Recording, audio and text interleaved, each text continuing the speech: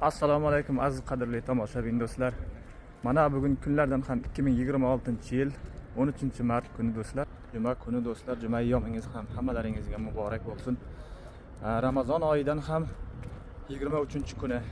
Mana Xudo xohlasa hayit bayram kunlariga ham Ramazon hayiti ham yaqinlashyapti do'stlar. Mana sanoqli kunlar qoldi.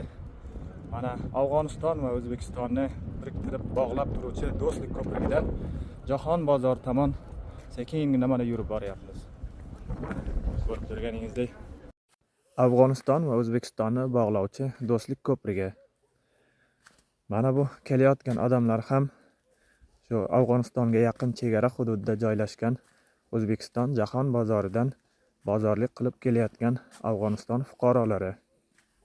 Mana do'stlar, ko'rishingiz mumkin. Mana bu yoqdan ham jahon bozoriga borayotgan Afg'oniston fuqarolari. Bugun juma kuni bo'lgani sababli odam juda ham gavjum. Undan keyin ham mana Ramazon bayrami ham yaqinlashyapti do'stlar. Hammalaringizga yetib kelayotgan bayram muborak bo'lsin.